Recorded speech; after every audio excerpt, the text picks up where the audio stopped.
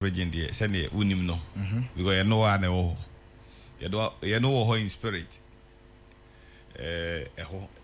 relatively cool and very calm problem be any ho the bia the din or bia the din on say western ordinance the yankasa no yempe ho asem very reserved yempe ho asem pa kura anti bia the din what team waka umbia any western north ati mi aka me bia any ho well mame fa wumrem wo wankasa wo district ho so to say yo me dawas biem Swama district meti make say ya ni animu a e be that second in terms of calmness and I say peace and in my mechanics and say while betimi aye o research and on hwehwe mu make say Swama nko district e western of her say aban e de adwuma ye ni ba oba no osu onum ni nti oba no osu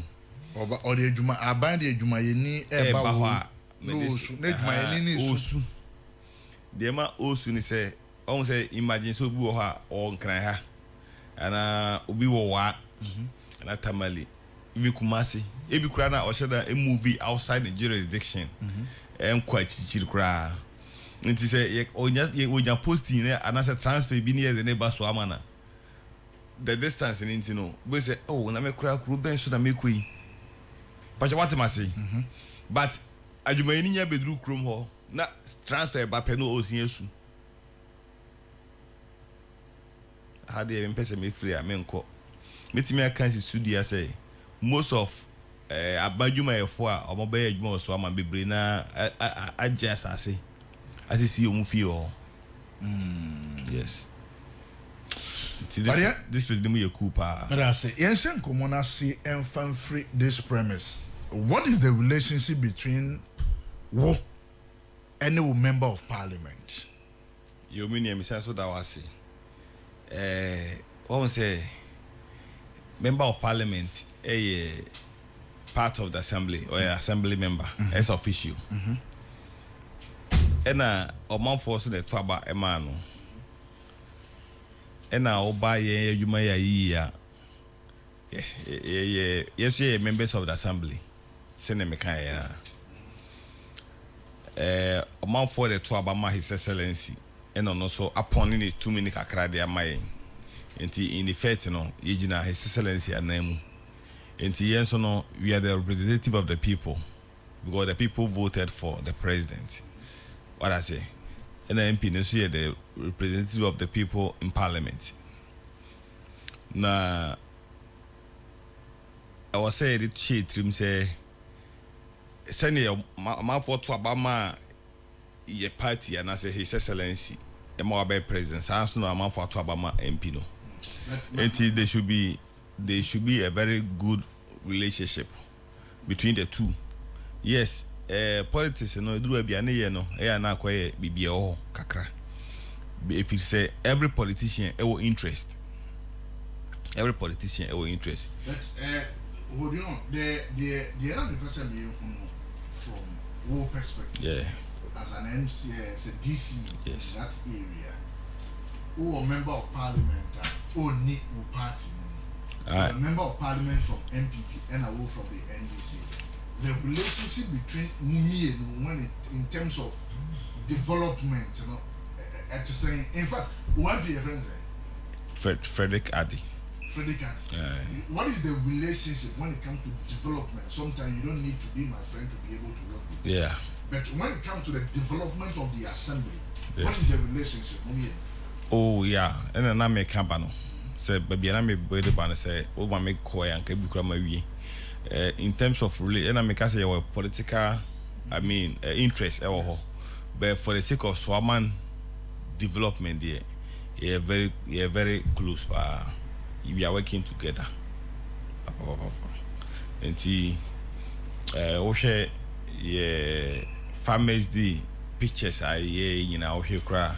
Yeah, he was there. He was given opportunity to also deliver his message, and so on and so forth. I'm saying the last time I cut a sword on and the man who know But I have decided to say I will call him later. Aja, Charlie, another no one to me ama. Nti swama inti na eho, swama inti na ono so ono mesume eho nti we are working together. Na ne eho ne say am fa we nka ho. On say ye mi no no ono oye black man boy na me ka obisi e basa ye uba tade so a ope kuru a ye kuru data pa boss swama tade so kuru na se no ye fe ho black man. Anti black man for the year in MP a black man boy, Miss me a black man boy. You say there are other assemblies are your friction kakra between the Wejagba with the MPC say or person who MC no cry or corner say or visited a banning chair him for a banning chain, obey we ask you no na and him for beyond a banning chair near the other. You don't have that friction with your MP. Not at all. How many times no bar assembly meetings since or us unofficial member no? How many times does he come to the assembly meeting? Well, yes, I'm say why appear once. Ye last meeting be no Tuesday I be a channel okay. Last General Assembly meeting about no. Me expecting or no how many General Assembly meeting so far the final we need can one near 3. Na 3. And waba 1. Yeah. Until we need can one 3 we just say we no bad and is about 2. But could the name say more parliament. Okay. So no more. But we invite you know. Yeah. Was there an invitation any extended meeting, to any meet a program piano? On say administrative class no. Oba assembly hona. You were more yes I name by Jumano. Any program piano the MP is invited. Yeah. And I want to me the time the second one I want to me when the invitation was extended no. Were you called as an DC we met for him to tell you right the reason why you want to be ama? I say General Assembly meeting is equally important as a High Court sermon. Say be obido ko na High Court invite wa Assembly no invite you crowd that same power. Enti Mijidi says any other engagement, but we talked. You talk here no more Parliament House that time. And that was the reason why he couldn't appear for the assembly, meeting. So, but that conversation have been established. Oh yeah. Say because we are trying to raise the MP on the line. Now, to be able to establish that relationship, that relationship between MC, very well knowing, say, or belonging to one party and I also belonging to another, no, so that we'll be able to trash that thing out because in Penifama, you need to have that good relationship with your MP on the basis of a Juma. Not say be a winning but a ban on the development aspect of it. When I was say you have that big relationship between the Abua. The last time I knew we came you made us understand said there were some of the rules Usha and all the drip machines in this developmental job and now did you have any support whatsoever from the MP relative to say the 2000 Munjin Fatofu and Nabibi? Did anything like that come from there? And even did you inform the MP there was something like this going on within a constituency? Say they all say Yakasai on say Uti me banan common would no. Yes. Now would dim come na MP no dey say on one kasa isika to say he's ready to support say Fanya Jumasi. And if my colleague or no air tries or bear avoid this escano. Now if I'm right. That be or say on why I already saw the 500,000 but on what I'm making some rules be our constituency where 500,000 the amount with the tofu and I am from Trasa Road no so. Yes. And he's trying to get the MC and the MC is not forthcoming. I won't say Ajumano me wo hai se MP o sika and I make sika available no aba even na tena office ye hia minia be say me so mo trimupo bi say o man for na to aba ma me nti me pese me twa kwan we sika ni why do you avoid such a nice idea? Why do you try to rubbish it? Intermediate say bibisa abadia I will embrace it because a man for no eto aba also munja so fast for what I say what about my as MP where do you to parliament would you pay wakwa abana also be twa kwan na be tun so amana eno so yen ka say ye ma MP nye adachini David I wasn't o man for it there o go promote na o mo pia so ma ono so munya so fast for more intermediate say MP be who me say me pese me see that there so school adan nyina me osika amede be see alhamdulillah me common fund I ho atodo me so me de be other projects e da me din enti sudden me challenge cry but I don't know none of same has come from no and dey on fa bibia sa ma say e bia me say me twa kwan na me ma avoid it ade bi od beba bia ubisa na me sign so far dey no dey aba willingly what to me assign it off so okay this is the idea of the MP and let's champion it. Well it is a support to education omo ko school or the aba ma sign ni na nti bibi eni wa o dey aba oh as DC I would on what try say okay we when me party ni we or the begin din so I will block it. I will say assembly concept no project bi and I say we MP na even to common fund we say ye osika ye MMDC also control me kale ho nso kakra MP fo sika no ye won ye also control and ye what the yesu ye ni so control kra e bi one e di kan no MPs common get fund no share of the get fund bad district sasika na e district education directorate on money MP na transe e hu bibia okay without coming to the assembly say DC krebia approve me memo na sana what basi good apart from more NHIS fund MP for NHIS fund and also a assembly and also call health okay good and now more say if I'm right SIF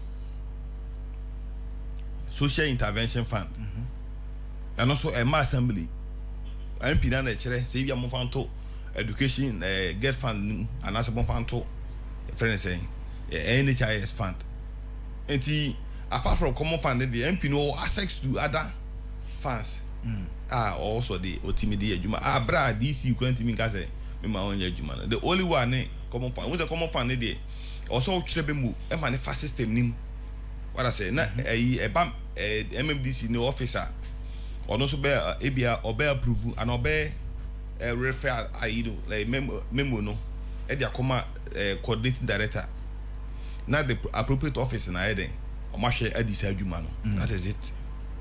Okay enti what my auntie says well and clear so when it comes to the cordial relationship between yourself but my member we nka ho so say one issue mass affliction e papa na say most MPs you know or no they share ni trim say ebia sumasi o contest me and in the contest ya no unya obe contest me enti sa rapport na also no ankasa so avail no ho no or establish with the assembly no onye ne sa e people kura who say the assembly is the highest decision making body in the district and as a municipality and a metropolis MP phone bi kura regarding assembly no as such to end that day different but the on say I don't know as with department be a for development ho na e assembly ho works e ho finance be our assembly ho and even say fund be to say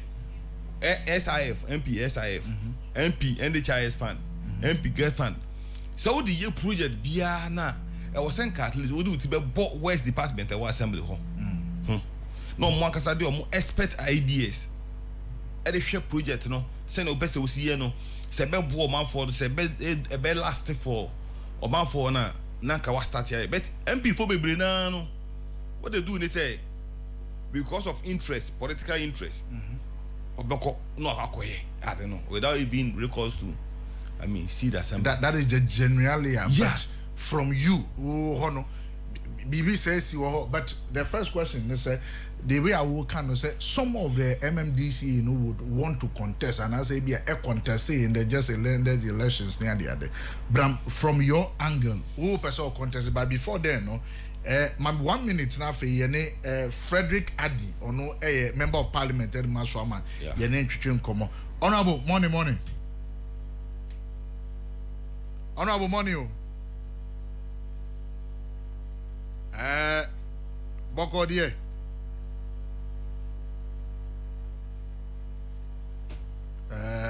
honorable ase me sheda ntenenka dere ko behwe na me nti honorable nka honorable boko die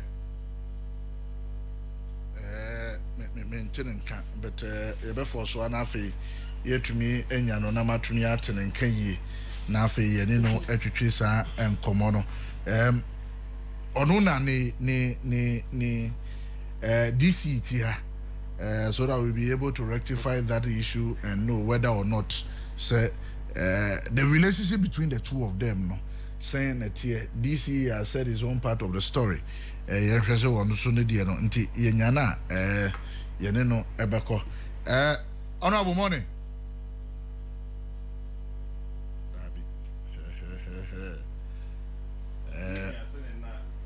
make no two sides of the coin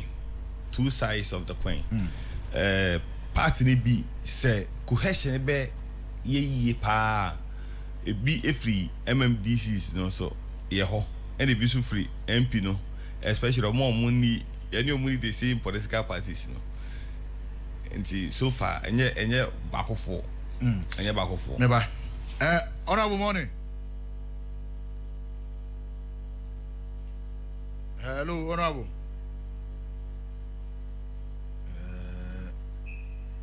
Honorable line.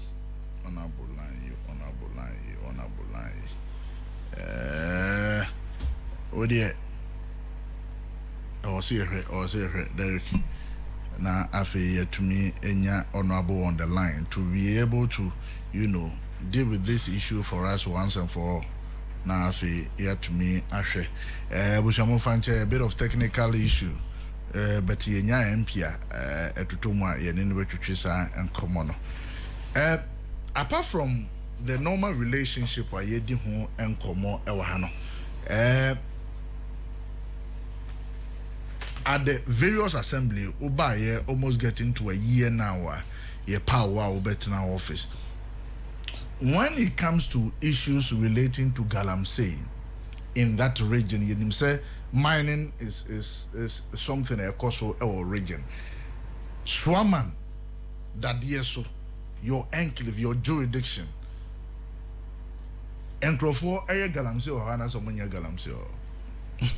We near me that's beam. Galamsey, they say you're mining in a program. I am specifically talking about Swaman. And then yet NDC and right here by and Galamsey here by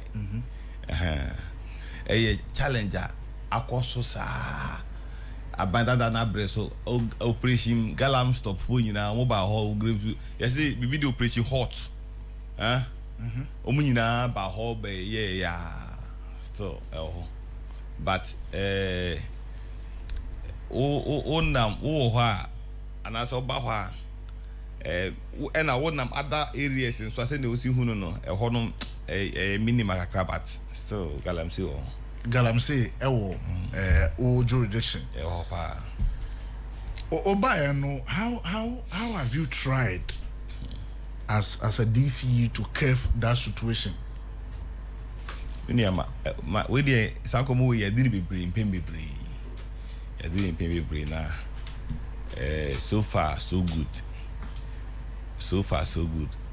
However, the fight against illegal mining no enye adwuma keto akra enye keto akra efri say baby ti say insu madwuma omo yi insu madwuma no obetimi e de ni omo afide no mo de adwuma say friend boot sa mo so mo friend obetimi yi esi ha aha de kwan da ha na ofa ya yi si ha wo nsu ni mu otimi etwi ride safidi na de kwhye ba bia otimi nya access route bia nko it's to even identify you say bia ukura drone what I say good it's a very difficult fight but the people obi so timi kura no e bia dachi wakọ pamo no awie no wakọ da na jo no ye ade be che obekọ na nsu na ni asai poto esu na ni se poto ebo be trim kwa na ani na sin agene obekọ na obi ani o chesen ensu ya wa hu na ni ensu na 2 hours 3 hours yes what two nipa no what two na si no se bia ha obekọ na wapam omo ni afiri o no I won't say at a point in time in so near okay kakra no what I say me ba ma me hwese matumi anyam honorable morning good morning na boko de good boy honorable me nim say wo on cry na so wo constituencies say go on cry oh okay ye ne honorable Vasco obo edin komo ewa ha is your DC the relationship between yourself and your DC you know at saying oh okay that DC what ba am kon report here at least MP mabao nanka on report here on report here yeah wa kan comment here that me call so am I was a report man no so by also report say mabao very necessary yeah na ya koyani I think the response we put the dance yes me ne me nu and same be any entem oh okay send your work na be a day travel na e fi say bia mente me ho ase bi no ko ba but there's a time I was say me hu ni say ya nyini atrasa type of politics na ye no nti arehemu wo ho say de obi say no first na ye hu ni say achitafo ni bum na ya na say bi no ya no monti ase ntia ya na akoba say bia o we push we but be assured said what our can me gidi so no so admit say bibia ni entem I think say the here ye ni say nyina be kan bu na ne ntia o mode ye ba so aban akwenya ne nya ye o yes e bia ye mom ne enim yansansi kuruma ni na this is akwenya we aban me ne mienu asudie da bia me hia me ne kan me kasa asem no say adom bi na adom ye amen ne ma be ye MP anya yansa na me nim se obi a ono so adom na adom no ma president Mahama nwene ye no nso hu djuma obetimi adi no ode so aman e share nsa this is the time I mi nyina ye youth ye mabunu ye ntimi enni ye titafo no hamo e wase me ni mi elutimi ja legacy bi to so aman amase ye so ye nni ho a akirima hu se e bra ye nya the youth DC enya the youth MP do motimi ye nie and say ya damfo as na etimi ya adwuma bo politics de da bia wo ho se ba ku begina ha se after election no ade ehia pa ene mpuntu we say de my community and the person make ka ama wo hu ni say me side de masaranda bibia ni ho na bibia mpo ni ho dada ana me ka say na me ntime ho asna na wo ho nti ye wa sudie bi edda me de ne mienu so the person so woni me me kan e mo bi ahu sa sudie na die so de say ye ni ye constituency for the hamo now nkoye say okay because of say with DMP nti me make sure say me sabotage o de ma na o ne ma nko so sa sudie no enye sa sudie no mo de ma ye but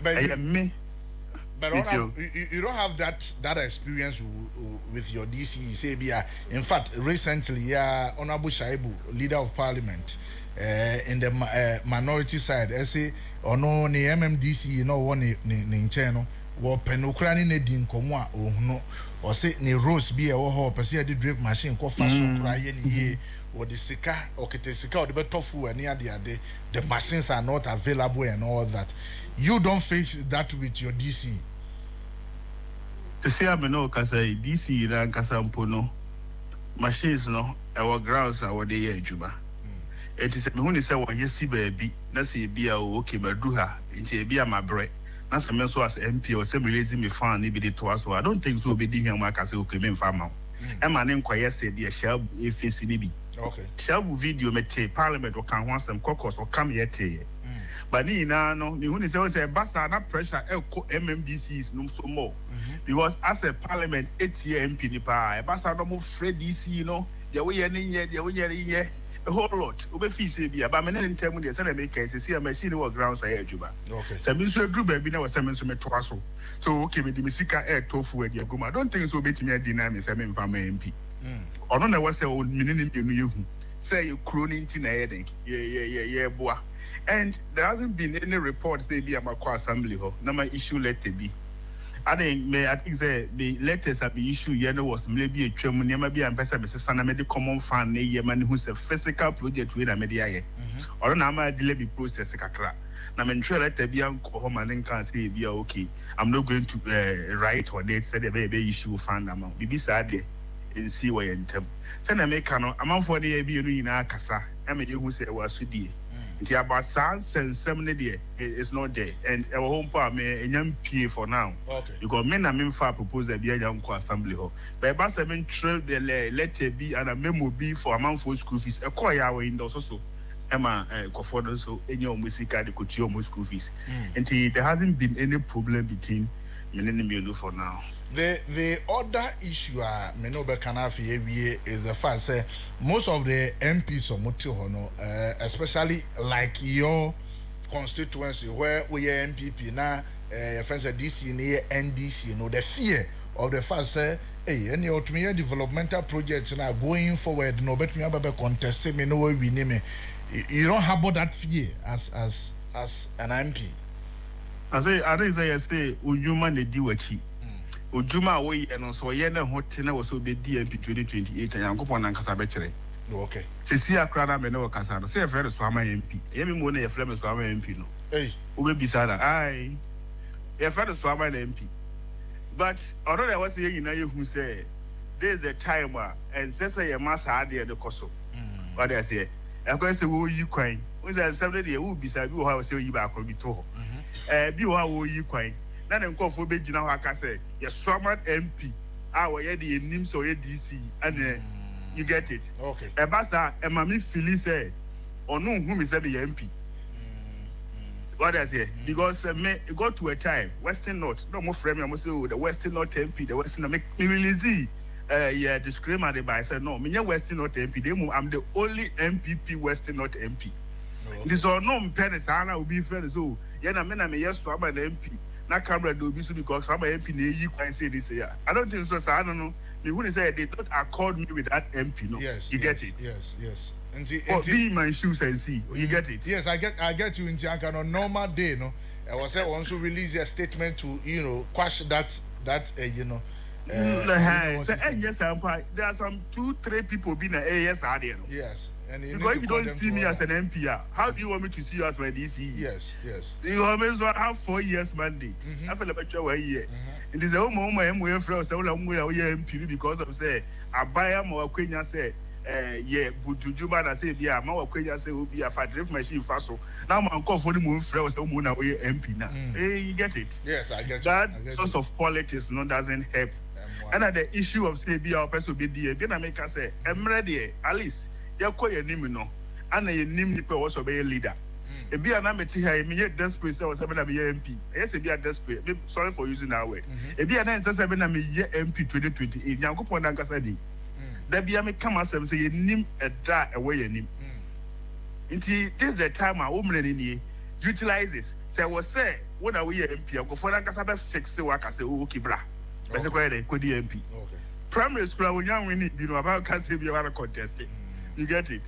Mensokra primary school me young winning na makase me back contest. The meaning say you need nipa was for year MP 2028. But what the wo year no ana tokos na eden na ye na o man win ankasa betimi affect so me bra na me sha ase na me ye me nema na me nim say be di MP po. But I got to a time party this your man from Castle no say ye nipa we ya MPP seat was for my obedient me I am so what I say because of a Nieman Kakaka na me enti sad ye no so na say one dreamer it should start somewhere. What I say, if you call them, I was on the go to the 20. If you call them, I was a supported man in the 2028 election. The other what I say, aha, Nina, Bejina, and then me know me no number was a YouTube. What I say, me, I'm a cast so I'm a mini MP. I'm a DMP back, was a mini MP. I'm good to go. I'm done with what I want to do for Swama. You get it? Until me person me know me now when you acquire our favorite catch them. Say, what to man who say, the me and you I was Sudi. So so no MP, now coupon and Casa. Honorable Mamina was it's nice to meet you. Mechiano, it's a DC. We are on frame and on report. Also, a report. And you compared you and Bini. Okay. And that is Honorable Frederick Addy. And I would say, honestly, so he's dealt with the issue. But the concern is what he has raised. Before Swama and the MP. You are aware saying before Swama and MP? No. In fact, it seems my first time I met TB was on the platform. Nipana no epai. Na no pai into. They quickly no one time correct say or refer to DC or refer to me as DC, not MP, and there hasn't been any function. And a program I refer to me as MP. But he's heard that. He said that. You know, say we know our background, kakra, and I can't hold myself out as MP. Whilst I'm not MP. But will you as it were speak to or more Ebi or more Kasa and say it on authority here on this platform? Yeah. I'll use this platform. I'll use the platform to say I am the DC. Not MP, and I want my people to see me as such. Okay. I feel na ya share juma say. Me nuru baby and I need me three person me call MP. But here politicians no ade ba ko a e way three say yes in politics never say never. In politics never say never. Nemu mpempre no me bia me focus nyina is to serve His Excellency John Dramani Mahama as district chief executive. And come here, no, is na mu the Galamsey bit of it as wo, and I want to talk specifically to your place. Has the president or the government, by any chance, amamo any fan be as mufa and kuntia illegal mining ever one? Me da sepa on say me no ka say no illegal mining na fighting on the district assembly no ye from dia kakra on say ye budget nyina no assembly yan kasa ye common fan na hwe ho ni budget enti ade a me beto so but me no metima show boss say ye 2026 budget ya no ye dia ye make provision for fund that they come back to illegal mining. However, you can say because of say your budget ni muntino, you can say actually that break from you come back to. You might be me no can say you were blue water gas and the Ministry of Land and Natural Resources Mineral Commission for Edo Maba. So I'm a micro 19 and assembly so overhaul so I may or anti-illegal mining task force comprise all dissect members in the district and opinion leaders and stakeholders be and most of the times you know assembly na yankasa pe fund we need their support blue water gas no mako and me the end me no can say me what has CCA you know or assembly ho omo prepare apart the various communities you know we are no free ho government so AEB pa aban detail wa yi naimus no bi aba ye enclave a district like Akontomra district, Swaman district and Awonwi municipal yes so ye ma group ye and that one na team so be hwe na patrol ye the territory nim ho that 3 MMD is in Mabodi no Awi municipal Suama district and Akontomra ye one set of 9 musa a bind your maba almost station and TV no can say best 2 weeks and I said 1 week ago name was by me district ebe you maybe dear you my son pa emame okay kama pa anti omo ye the argument ye effort no omo ye the argument ye effort no but then I'm person me who say as an assembly more fan ya try to because me kai say the common fund no ye kire mo de mo fan. Are you using the common part of the common fund to fight the Galamsey? Yes, and I said you IGF now would they fighting Galamsey? Yes, maybe. So man, you once a common fund I say you party be a day for administrative expenses. And as part of it, you know, a bit me a be near the idea. They are fighting. They are making provision. Budget. I won't say I don't know budget, you know, and one budget to comprise of IGF, other donor funded, said DPAT, DDF, and maybe will be by a chair assembly na there, gift near EB. What I say, it's missing donations. Let me put it that way. Donations, so your program being a factor in until you are making provision for secure the fighting illegal mining. Meaning say government, the central government be augment the effort in the na yes you enter or say ye train say names do a bia yankasa the between your council. From the time I will buy it till now, will you say the menace no abafum and I say gradually it is escalating to the extent say I was able to make double steps to fight the menace? I will say abafum abafum on say enchibia papa Sami Jemfi obe make pronounce maybe or TV so here no share water levels ne stability levels no of January 2025 and obe far is it July 2025 Swaman district at the Subia river now I say I move from say 5,000 about be drew 392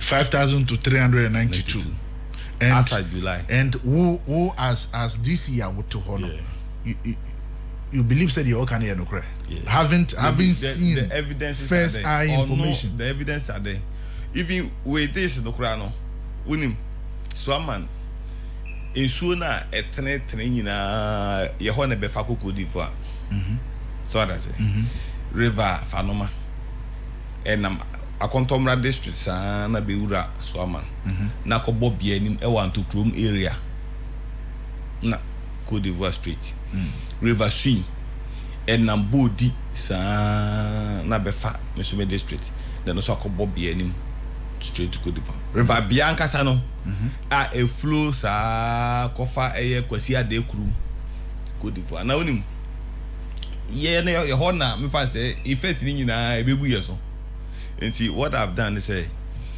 be dem water gas na make am no ka say kromo assembly what they do some patrol yensu no ye wo ehye ye wo territory but my jurisdiction enti on patrol so a could do so who say nsu no asay atry this ye jurisdiction na then what they do is omo bon man na me so ma frame me colleague na e bia sa Akontomra line na fa no man na ma fra Akontomra DC minua ammonia wadan for ammonia challenge so no me microphone afa so akoduru yes ye ne so obi ani so however ni no say ya na senti misere won so ma microphone ye den enfa so ebi ono so betima ko hwe ono so microphone fa so and say na monto ne bi abapen wa friend open ye ni me water gas so my water gas no any body water gas okay because of sea no river Sui any Jabosu water gas because of river Bia yes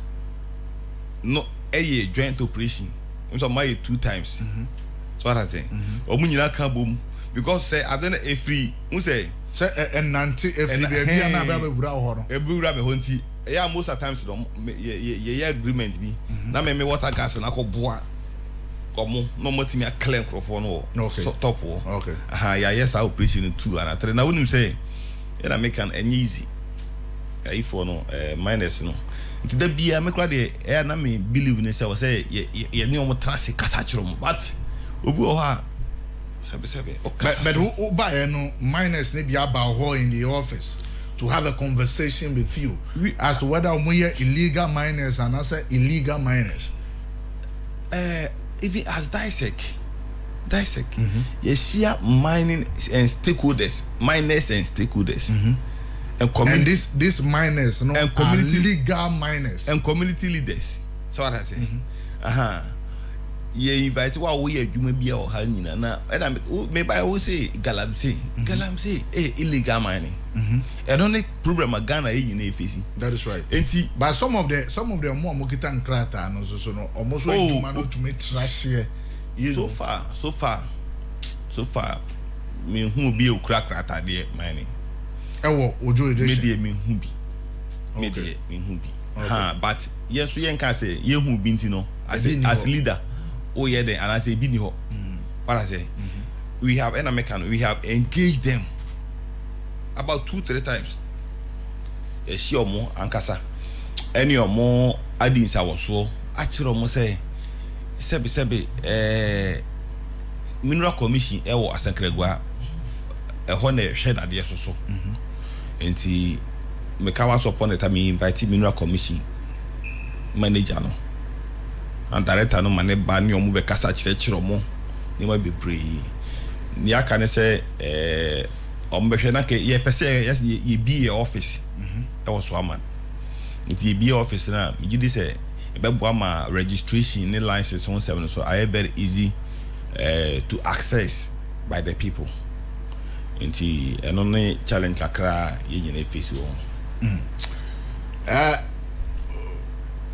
your MP said men can say you need to double up when it comes to Galamsey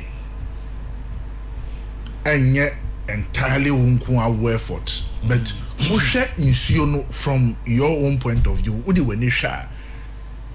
how has it been because from Draboso from Akontomra na nyina ba be bo udi enimu a udi weni hwe nsuo na nsuo no eni no sempote enete yo minia sene ubisa me sa na tie ena medical kan no asa July na good board CEO or my who the levels na so na reach no if it's woman in spite of saying so ni na flu ebe fa ho ni na no your levels na very encouraging to comparatively me the total previous administration ho a ye nyina ne ye wo ho eno ye hu de da but what the total ho pa dia nso no ani ye SFS no yes but be aduru ye person ka ni te kura na ka ye attain sa blue status no but enye easy and then kakra na de me de pa na me di kaka ho asem say na imus na isi ya be station mo permanently eno so ama manya ni jibi o makomo because mo de mo gadget a eno no mo ba o ye o network ni te se nkura na oboa obetutu ni nyina bubu network no na also more strength any o the total water gas and assembly ye de no isa nti so far me ni gie pa no so far no ma no em say within 2 weeks ni na o ma be land okay nti ye ko enim ne de me gidi omo gadgets pa in a situation where people are making allegations some of the miners happens to give omuba monche omuma muska bini ade and so then omonyuma no na ne ehun kasa na kwa den. Have you had that experience miner bi aba to just to come and say oh on abo bi age 100,000 bi ebi amede chew for which reason I wo ye adwuma won't bring kan wasem pacho ebi sansie en ebi sanso nsi on say nipa se ne o sikari wo no e na ma obi timi nya adwin bi say metimi akọ bribe asomasi o so that say say ne e bia o si live life no me ba wo anim se me bribe wa na me nim se bia me de ba obeji won kire o o ha de no enti ne sa na meka no me tika pen me twa ne tiawa.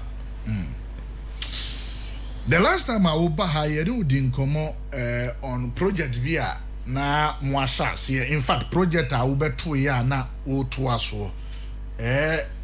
Some project ninge na akwa koduse. Bano school dan almost ba ko I will say for people living with disability ninge na akwa kosese. Have those projects be completed? So many ameta sipa. Sa pepe personality. Me be die adie and me be transfer as DC no me be to assets and I be to liabilities na sa be ni projects liabilities ni legacy projects ya into ya also make sure be tuya and an ewusu ayeye also tuya na contractor ni timi eden because His Excellency, Papa John Dramani Mahama, I'm making declare. I'm actually MMDC in say. I dear do my sika ashasi, you know. You make sure say be complete. If we say I dear na idea ashasi for the people of Ghana. It is how I dream be na ye young politicians ye trimu say. Ena assume sin the shasi me ye kura na ebeka say. Onu mum na sha ase enti didi be bata ho enti sha na che dia me so me koye me die foforo politicians ye ni mre enti nya sa adwene pe wan hwe yi a ento ase e bia wo tu mfiri ho no na wo do saka be bia wontimi nye den enwie ye enti ye papa share kete se legacy projects de enwie se na me kan no me betu bebre na quickly no me make steps be say be complete bi. People living with disabilities workshop I work kalo me ba ha mrebi me kan ho asem no contractor no awie bibia penti ode eye letter abre me e wo assembly say me make sure say aja opeso o hand over na e commission na aja ne coins kakra akamu no ye de ma no okay we ye no free ho a 6 unit classroom program me san kai o kalo krom ha say a legacy project that may ye a Kalu SDA basic you know and also contractor need the whole letter abase wa wie nti ne coins aka no me fama na ye commission die ye e what ade so senior high school then no mo fe no mekom school brother say ni o mo de friend no abronse de abronse na so far contractor no ho den me no ka say so frɛ obi wo school ha obedi hu adanse wa plaster inside ni nyina wi a wasisi na yi opese or start plaster outside you know okay. Before say mbeba no me de mani kohwe na one thing about me ni say bibi e follow ups me ye hu ade pa me de adwuma ma wa wo nda me so me nda the contractor no so bi sa na obeka kiro me sign say omode ni membu ni bibia raise certificate ama me endorse say more money sika don fa wi adwuma no we dey for contractor no what the number bisa no me say makoho and dey ukrofo man hu omo o say papa na den e wona I say yes ade am empe ni dimbo enti so far so legacy projects no the bebo di no emu true the aye abin soko enche bia na de na mugo twa mu ahoma no eno ye new ones na pese no eno no ya ese pese si KG block in fact ye wo tribupobi anadwin bi se pese nya model school so aman na wonu se most at model schools na the government schools na ye enti dadie so die primary school ye be si friends KG block and nursery what I say block pa kama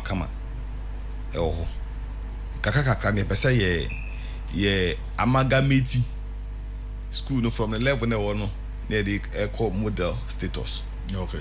Enti don't near be and I will no free wa community back home toya enclave ho ye fro Taylor Krum na bra be me senti ni omoyi asase ato ho a omo se aban an assembly infancy GHS block emomo aya ankosia ganti me bae na no so omo de beto mani mitu ana monko hwe asase no ampa de na mesu minim dada no eno ana omko kire me enti ehonso ebesi sa GHS block no with azere facilities na momo ebiem so jakete kurum unse me ka say sa say you create block na ayokalu no e wo se ke woka jakete what I say but me buy no mo brief me kohwe o na ni ho me ye me enkwere na wokalu na say projects no aswape enti yeso no quickly na wo say sankoye foforo ho jakete momo but on paper no obehu say kalu.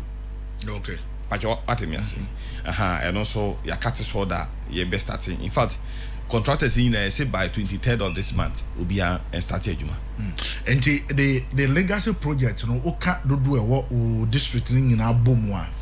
The sika aka was so tria edema contractors no eye be ya hen and offered want to mean but as at the time I will buy office, uka sa cost in a broom vis-a-vis sika yedia mau say for dealing with legacy project for this year nunkwa say monya first, second, third and I'm what? Yeah, first, second quarters and naba. For this first MPs don't moya third account. Yes, and see the two quarters MPB a notification say what I say? Okay. And now in the same vein, when you need the assembly, assembly, for this, yes. So for these two terms, Sika Abba for legacy project, they bet me a tria a canal a down in your. Oh, I must admit, say, you man of my Vienna was work or EMA commission. In fact, minya dite ayina kasa.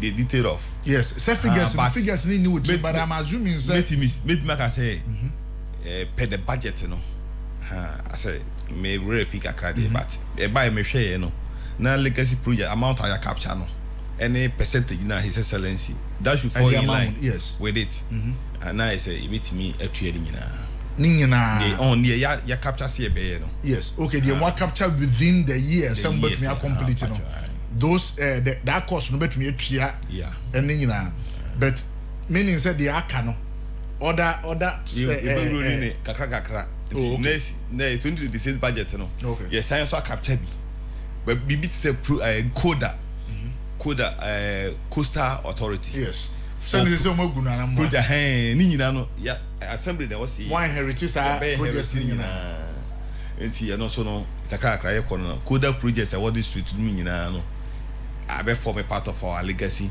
projects. I was 20. The same Kaluho, chip compound, Kesiepa and Akuda, no musi. No, because a contractor and Abasata Beklekele, a Hunina. Because I'm so from a Biaboa and soon say in next year budget, no.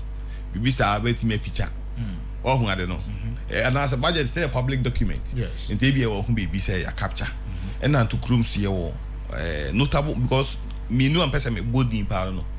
Yes, strategic projects. We kalo cheap compounds. You see, I make a rented apartment. Do be fee any renting. And I'm going to share a biase or. And I make us say under coda no. Or much but but omo abandon sa. Na do level bang. Oh, but like I say, lentil. Okay. Lentil. Okay. Best lentil. And so far, contractor no wabe do akele hu nyina o pesoba. Okay. So those are legacy projects. Yes. Yeah, ma other budget when it comes to sanitation. Yes, sanitation. Yeah, sanitation. Within the sanitation level, no budget yeah ma no. Most of the assembly make us there are two is perform be de omunya ma near the. How are you dealing with sanitation in your area? Sanitation. Especially when it comes to the lorry station and then the market. Yes. Obisa question pa. I did then say before say yebe straight in as MMDCs meme hodie. Na previous administration me predecessor ne coordinating director or money Zoom Lion are into a contractual agreement. Contract the binding on us. The ISIP ne MC fumigation. Ebe lapse up to ebe lapse 2027 back on 2028. Okay. It's your mass at all. And it's up I know the umguso Zoom Lion who run the gubo I numa container names say ya no mababefa. And a fumigation also say a most free na yenti settle in so no moye. Okay. Na we no free naka Zoom Lion that why you know contracted na we be something which is there expire your money and renewed. Something and easy but the strategy now me ma find say with the help of stakeholders our community Saturday actually 2 weeks sanitation. Okay.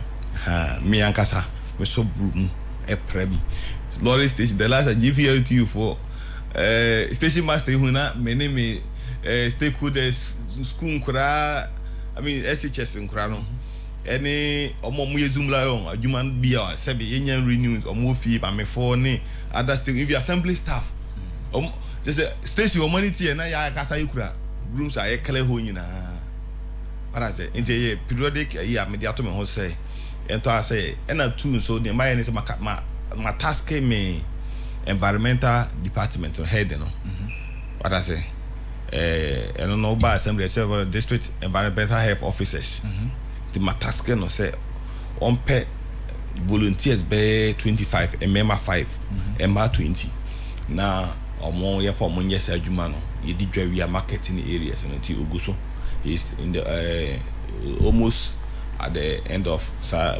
because the me follow ups the last time me follow up na osi akakra na we because mo ho de finya menem say senior other jurisdiction enye relatively make say ada baby o ho bedru me kra me dru abia metimi tiem baby especially to say barracks that is what oba ho barracks what stretch na equal assembly ho ekwanchi no we feel that there so custom barracks e ho na immigration for so ye wo kwan ye no asa stretch na ekwanchi eno aso na obetimi afa so aba assembly ho say obi be twa picture kra send wa ka be hu sisi a in fact if you kurumu say obekọ na nkrofo e the ball agu if you refuse e dey agu bottle ma chechechechere no this omo dey atototo kwana no enti one mama ya do ho na ho na ekusu anajo na mbokra ohia obedwane wote chire kura ohia abe ni obe no ndi me mama o makle ho nyina e dey eye street light awo ho kama in fact ye wadwen say mura no ewu a no adono say ewu pa na ewu a ye be paja ni nyina free ho na ya ma ho na e kama pa until we are making in a lot of effort say yeah the make it for sanitation needs of the people because no can assessment tool no the we any first almost 1 year down the lane DC your office yama budget to take care of legacy projects. There should be a budget would be impuntu numa ewo district. What have you started based on the common fund near the amount? What have you started? Oba administrative and Oba administration, central administration. Me buy no man say assembly or offices be bri or ha I was say ye be a friend no chim and I extra ones count into quickly no ma create 5 other offices I was assembly. The head of administrative class no Oba administrative department the head and say yaman officer on one eto HR in fact no the complaint by say na juma no sometimes here a one-on-one to that staff beba or peculiar challenge so be creating asem but now only about 5 other offices and they share the same and as a one office you know can say ma create different one ono ko say be ya e be nya secrecy say bia me adwuma ni bibi ha me na me report on me human resource manager metimi affiliate me nya ko comfort no Eddie I report. Why? On say you to na omoto abapa. Omoto abapa papa. Ena ndi nyina ye na nanom say empanyfo sebi omoto esa no na eko emrante dim. Empanyfo to san na eko emrante dim. Nti there will be generation upon generation. Nti the ye bia na wo say ka youth no.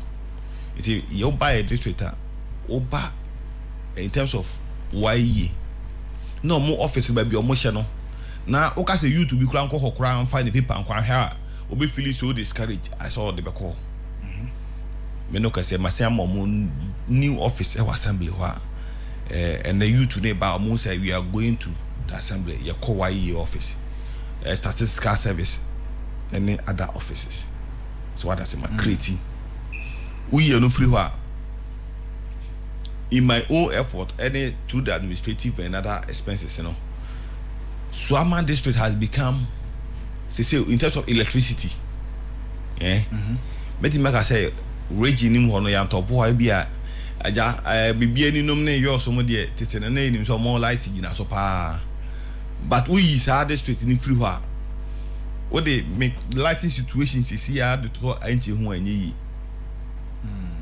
first so ne so ye de 20 ho anyi but this time we almost to ye ho anyi in terms of electricity production. Oh, okay. Your lighting just 247. So I may buy it. And so my establish a very good relationship with education for the education directorate. And when it comes to physical infrastructure, when you say BRC, and I bet me I can say be a drew certain level. By next year ending, you bet me. The next year ending, there's some projects in a we. What you came started. We want to start. And I catch a assembly human on that any Obaya Undimigaze must start Abra and file through the process. And the processes, you know, near start come off and they release by you know. There was a advertise a project. So what I say, advertisement, no, we are open tender. Who open tender now? What evaluate the various base? What I say, we are now the system is said that who at the district assembly level, no, we evaluate we are no. It was a call region for concurrent approval. And to me, concurrent approval by na Makati Sword. Project Bia Yakate Sword say no, we are using 8 months. And by August next year, until December now kind of cry enduru. And engineers no more and I make contractors within the 8 months remember to me a good work. Contractors na ya select your money. Omo rep during the sword cutting ceremony no. Omo rep when say omo che ye assembly no ne ye president his excellency amamuo na ekoso no omo nyini say 5 months kra ombedi wo project no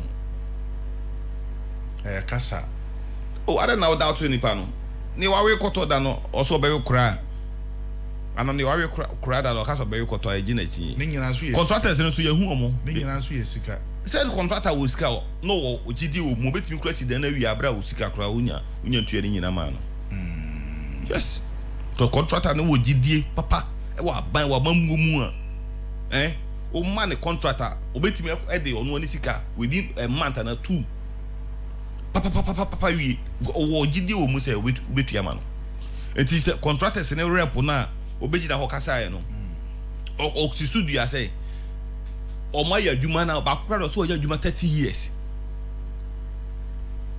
30 years obi so ya adwuma 21 years na omo de eye amamuo ni mienu MPP and me pese me call the political line but omo de eye sa 2 political parties na bedi Ghana so what I say omo de to ho a ene omo hye omafo na atwa ho ahie hu nyina say 8 months na assembly edi amon mo ne kura no eduru by 5 months o may project ni nyina wie until 12 months na o kan de December na o kan de no kura de sata na commission kura wi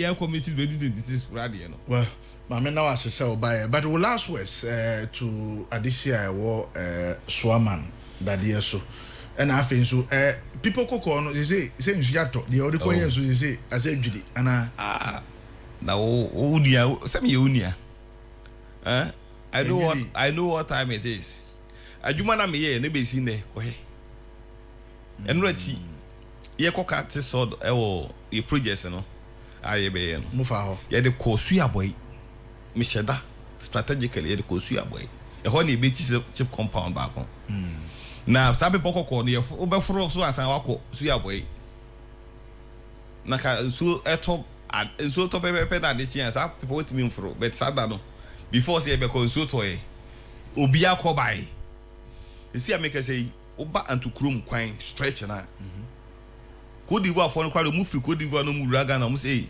ane ya jukota so omo ye kasa no omo say accent nti omo say ye na edukota so no just omo hwese ne omo to omo kwan ho a be see a boundary ho omo fire de no so a let's say ye adwuma bra be ye ntinda and then I want to assure the general public say ntinda Medase OMP say you are doing a good job nti ye mo abaso last words to Adisia wo yo meda me MP ase say aja we recognize me effort positively na me last word ni say me bompaye say Yakopon emaye kwantintin na omaya hoden dwumadi bi adiesie ni so say ebeye no ebeye with the support of stakeholders including MP me party paying for and me party members and nananom in fact enro achi am ko kate so do no so wo hwe ceremony no if I win your pictures in the which say bi kura of phones yes otumu say all stakeholders were on board chief imam edi achiri bi nananom di achiri just say education director health director for mu rep regional executives residing within the district nyina the omo support ebeta adwumadi ni achi kama pa enti so far Swaman for ase but ne be say adeba ko ha adwen pa special planning in fact me by assembly ho na yeni bibi ehwe committee na ehwe sa say baby obisi udan asie kama e be street mastum na yeni council planning sa committee ni yeni bi special planning committee no bi sisi America say matibi so ma ya form ye de no me na me ye chairperson okay me coordinating director co-chairman and a co-chairperson nti so far adeba kon high no nti ama ekwan just this time yes say yi street kakra ato town no bra uko yi street na abako no akopim obi dan obi asi edan asi street mu nti mestre so amanfo say ye nyina ye ma ye special planning ho nsem ehia ye obesi fia bra assembly na be hu waste department for na omukohwe ba bia ko obesi dan na sie say ebesi kwan mu a fit was a wote ansa na wasi baby also wo si se na be ya echena ha obia adwen e community no e be sere se e no e mfam to yakoma so no ne ade e ha me pa na bi employment meshe youth ne bo wo se maka se koku nyina wu koku ni wu ye na amakwan ma illegal mine e be wura area first na koku wo ho na si sahwi koku no na gu galamsi ni sahwi na galamsi ni Swaman enti another challenge pa mesre so my mind say omo de omo kama to me meje ogidie wo His Excellency John Dramani Mahama mu say obebo ama ye employment unemployment issue na no hye ano hye pa maka ye wo university for ni SHS for ma being power Swaman enti me sure mo boss His Excellency so wate ne ye kan nyina obehwe nti omunya gidie ni arehemu ewo His Excellency John Dramani Mahama ene na ban ene Vasco obo led assembly no omunya gidie ewo yemu okay me da omase in 1 minute ka okrom kasa fachia Swaman for the yo ene mamo bi se bia la hin ene omo DC omo nyama omo wa Vasco yo ojujoin mefa ngai hia so na mechi omo kwati na mesele che omo boka beta missing na beta omo ampanyi His Excellency John Dramani Mahama ekuso isi na bo ya hache epeneche ye momoy ya ye ma ye kwati ye nwatoye mi de bia lase and that is Vasco Obuo was it ye kasa na te sense ma Zenzima Nzima ni bi ho no obeti kakra ene se hwine die asa e center fo no ena ho no aye kasa be fo na be nyina ka obi ato obi ye wo bruce anyi brusa ye wo anyi na nkasa no ye wo mbienu ye wo anyi brusa anyi suamana ye wo anyi bia no eno ye ko divu afo line no omo so wo nti wo hwe TikTok omo ye wo ye unique abodan ene abranya su ye wo ya sabi what has it okay so hwifo so ye nyina ye kasa no efrafra nti I have be kasa we need to me ne be kasa ye nyina ye kasa hwi kasa ana nyina ye kan nyi kasa bat anya the same but I say ebusia manya na mefe mentwa me humra Vasco Obuo the district chief executive was Swaman and ye ne di nkomo no metwa me ho aba abedwafo no anya baba kansa na quickly ye di nkomo twetwe no so ahyehyɛ so e di ama me basisi ya for Bulls Arrow Company Limited for Omokofa Aljoda seasoning powder Bedra Mansono I omasan akomubium na omode meko so Bedra Manso order for mami cheche muncho we obi a wo pemeko we obi a wo yesheto eton we obi a aduane a wonu ano sheto ka ho de a ende ene de we ekọ edemaw me pacho ukojomo a bomodia na hwehwe meko sew eye red chili pepper nyina ye organic ye mfa nkeka we biara enka ho wodi a wotese eye Ghana meko kroje na wudi na opese wutu eton dia ewo market be bia mamencha okọ Madina ubenye bi okọ assignment ubenye bi okọ Kaneshi market ubenye bi okọ Accra ubenye bi Kaneshi ewo ho Mala market ewo ho Kaso market ewo ho wo antinol ton nyama ewo wo dan echi ono nso so ewo bi na wokọ Kumase dia yate honum nyina nso afa Tamale nso so ya boya fata wo ho Boga Tanga nso die ye sinemo den baby a obedu ewo Kumase no